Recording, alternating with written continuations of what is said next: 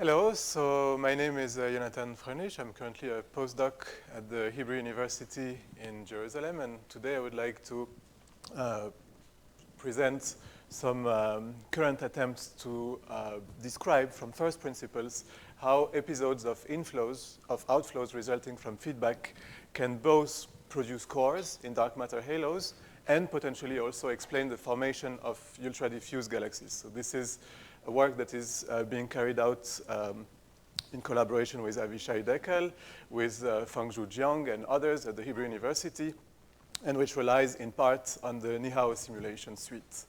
So the primary context of this work is the Cuscore discrepancy, namely the fact that dark matter-only simulations predict steep Cuspy density profiles for dark matter halos, while observations infer shallower cores, as can be seen in these plots. When baryonic processes are put into the simulations, such as like baryonic processes such as cooling, star formation, feedback, etc., simulations can reproduce cores, and this is one example where the dark matter density profiles evolves from a Cuspy NFW density profile at redshift 3 to a relatively shallow core at redshift 0. But complex hydrodynamical simulations do not necessarily specify nor isolate the physical mechanisms that through which baryons affect the dark matter distribution. And this is the main motivation of what I'm going to present. Since dark matter only interacts gravitationally, it is through the gravitational potential that baryons can affect dark matter. So this can happen through adiabatic contraction, dynamical friction, or, and this is what I'm going to focus on here, repeated potential fluctuations resulting from feedbacks. So because of different feedback processes, you can have fluctuations in the mass and density field at different scales within halos, and this is notably shown in this plot from Ponzen and Governato. I don't have a pointer, or this is a pointer. No, okay. On the left plot, and this mass fluctuations result in potential fluctuations that in turn affect dark matter particles to deviate them from their orbits, as you can see, and contribute to the expansion of the dark matter distribution.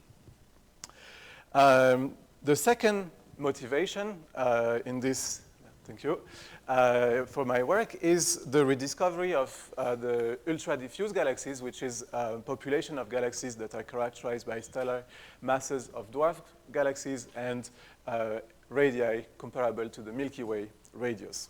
So different scenarios have been proposed to explain these galaxies and the formation of these galaxies, including one that relies on precisely stellar feedback. So this was suggested by Arianna Di Cintio in 2017. And the idea here is that a bursty star formation history results in episodes of outflows that both contribute to core formation in the dark matter halo, as can be seen here, and together at the same time to the expansion of the stellar distribution. So the same process that is responsible for core formation can also expand the stellar distribution and potentially explain why ultra-diffuse galaxies are so puffed up. So Arianna's work was based on the Niihau simulations, which is a suite of cosmological zoom-in simulations, about 90 galaxies, characterized by relatively strong feedback and a resolution of 1% of the virial radius. So I'm just saying this because I'm going to rely on these simulations to test the model that I'm going to talk about. So we looked at ultra-diffuse galaxies in the Niihau simulations, and this is work that was done by Fengzhu, who is here. And one of the things that we could indeed confirm is the fact that ultra-diffuse galaxies in the Niihau simulations are notably characterized by chord dark matter density profiles that you can see here, or in terms of the inner slope of the density profile here, the UDG population compared to the overall population. And this is preliminary, but we have also been looking at the relation to try between the burstiness of the star formation and the shape of the dark matter halo. And it seems that there is a relatively clear correlation between the two, burstiness being here defined as a contrast over a given time scale in the star formation history. And so you can see here colored in terms of the inner slope of the dark matter density profile, and this red line corresponds to the ultra-diffuse galaxies in the Niihau sample. So this was for the motivations, and now I'm going to switch to the model, and in this model, I'm proposing to explain core formation from bulk outflows resulting from feedback. So the idea is to characterize how a dark matter halo responds to a sudden mass change at its center. And in order to do that, I'm going to look at a spherical shell that is enclosing a given dark matter mass and how it responds when mass is added or removed at the halo, removed in the case of an outflow. So if this mass change happens sufficiently slowly, we are in a case of adiabatic contraction or expansion, and then we have this relation between the radius at which this spherical shell will be after the mass change and the initial radius Ri. But the case that I'm mostly interested in is when this mass change happens suddenly, as in a burst of outflow. In this case, what I'm assuming, and this is the different steps of the model, I'm assuming that the halo is initially at equilibrium. So we have a dark matter halo with a galaxy, some gas. And in this stage, the energy of this spherical shell that I'm looking at is given by the sum of its potential energy and a kinetic energy that we can derive from the Jeans equation and Jeans equilibrium. What we assume is that when there is a sudden gas removal or gas addition, if we want to describe some sudden inflow, but mostly we're interested in the outflow case. So we assume that when there is this sudden gas removal, the potential adjusts instantaneously, while the velocities are frozen to their initial values, meaning that the energy of the shell that we're considering has a contribution to the mass that has been added or removed, and the kinetic energy is the initial kinetic energy. And in a second step, we assume that the system relaxes to a new equilibrium state where we have the potential energy here and a kinetic energy that is now also given by the Jeans equation, but in this new configuration. And so if what we assume, and this is one of the main assumptions of the model, is that the energy is conserved during the relaxation phase for this shell. So if we have a parametrization for the density profile and for the kinetic energy and potential energy, we have a fully analytical setup through which we can predict how the profile will evolve during this evolution. And for this, we thus rely with some parametrization of the potential and of the kinetic energy. So the parametrization of the density profile that we use is one that was proposed by Avishai in 2017, and which has the advantage to have an analytical potential. So all of this is fully analytic, and a free inner slope to be able to describe the transition from cusps to cores. So it provides a very good fit to the density, and it also gives a parametrization of the potential that fits with what we see in simulations. So this profile is characterized by the inner slope and some effective concentration. So here I'm not going to go into the detail, but if we assume spherical symmetry, anisotropy, a Jeans equilibrium, this parametrization, and also some simple parametrization of the relation between the total mass and the dark matter mass in the initial snapshot, we can get an expression for the kinetic energy. And as you can see, the analytic expression deriving from the fit to the density profile fits with the simulation kinetic energy.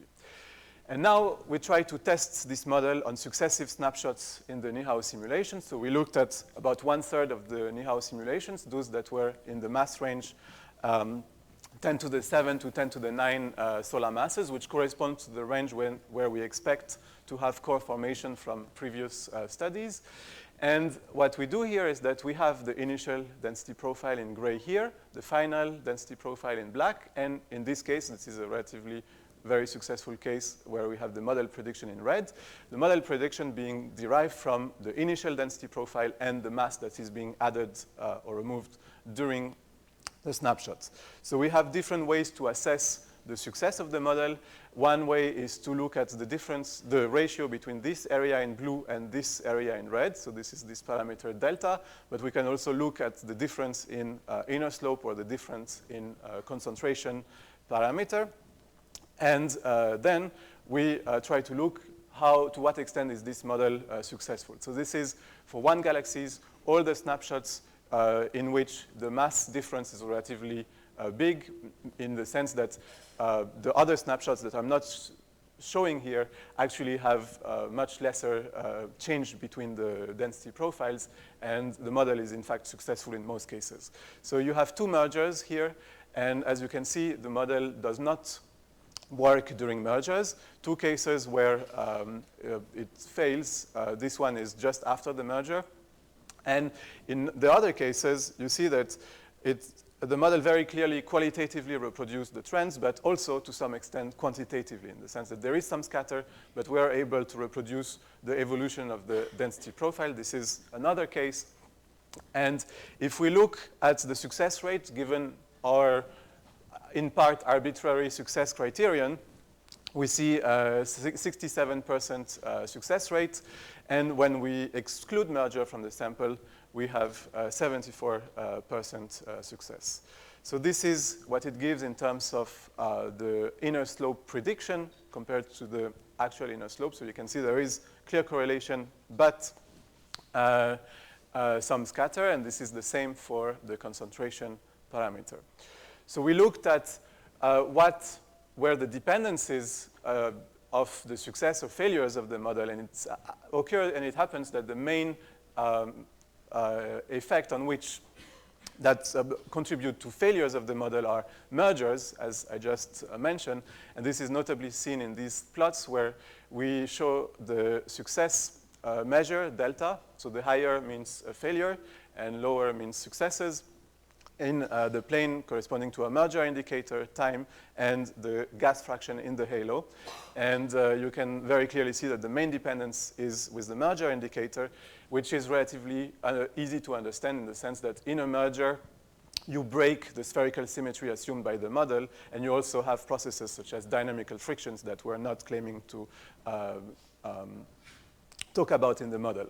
And the secondary mass dependence can also be understood in terms of the fact that gas is dissipative. So we are in a case where our main assumption of energy conservation during the relaxation probably doesn't hold. So we also look at successive episodes, like if we do successive predictions of the model. And as you can see in this plot, this is one successive suite of prediction. It correlates very well with the actual evolution of the inner slope. So this is the inner slope as a function of time. While when there is a merger in the suite, we have an offset because we're not making a good prediction during the merger. So this is what this success parameter yields as a function of the number of successive episodes that we're taking into account. As you can see, it's below 10%, which was our fiducial threshold, up to about 20 episodes, which means that it seems that we can make predictions up to about 4 gigayears, but this is something that we still need to continue to investigate. So in the very last remaining minutes that I have, I wanted to also mention that I was contributing to a different model. Now we're switching to a different model where we're trying to explain core formation, not from bulk outflows, but from stochastic density fluctuations in the gas. So in this model, we assume that feedback results in fluctuations at different scales in the gas density field of a galaxy, as can be seen in these simulations. And we Fourier decompose the density contrasts, assuming that each mode of these fluctuations was producing a kick to the dark matter particles. And so this contributes to having the dark matter particles to deviate from their trajectories as in a diffusion process. So each kick contributes to a small extent, but all the kicks together contribute to an expansion. Sorry, I wanted to show something. So this is illustrated here, where you can see that you have fluctuations. This is just a cartoon, but it contributes to having the radius of the dark matter, test dark matter particles deviate slowly from their initial orbits. So this was some work that we did a few years ago, and we tested it on relatively simple simulations where we showed that this effect was able to reproduce cores in dwarf galaxies. And for some there was a relatively recent unexpected application of this model, which was done in the context of fuzzy dark matter, so aka ultralight dark matter, or you name what. And this dark matter is notably characterized. So the idea of fuzzy dark matter is you have that dark matter particles that have de Broglie wavelengths of about a kiloparsec scale, so which means that you have interference pattern at astrophysics galactic scales, so as can be seen here in this simulation. You have a solitonic core at the center of the halo. This is the density distribution associated to fuzzy dark matter, and fluctuating granules in the halo. So these are precisely stochastic density fluctuations due here to the uncertainty principle at very large scales. And in fact, the model that we devised initially to explain feedback was used in this article to try to constrain fuzzy dark matter particles in the sense that if you have fluctuations, you're gravitationally heating stellar systems. And in this dwarf galaxy, Eridanus 2, you have a stellar cluster that should be disrupted depending on the FDM mass. And so this article was just adapting our previous results to simulations of FDM, and now we just did the whole calculation from the Poisson-Schrödinger system.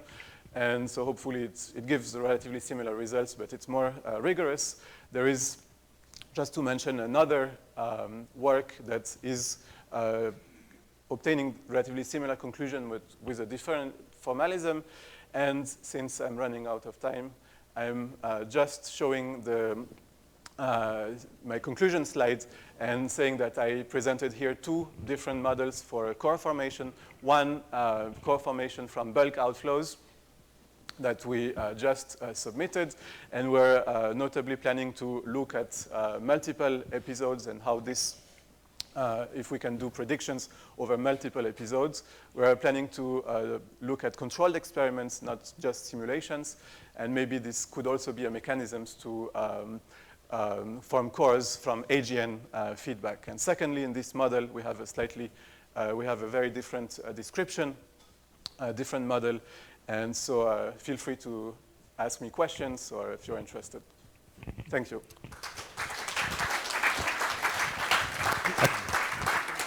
A quick question over there.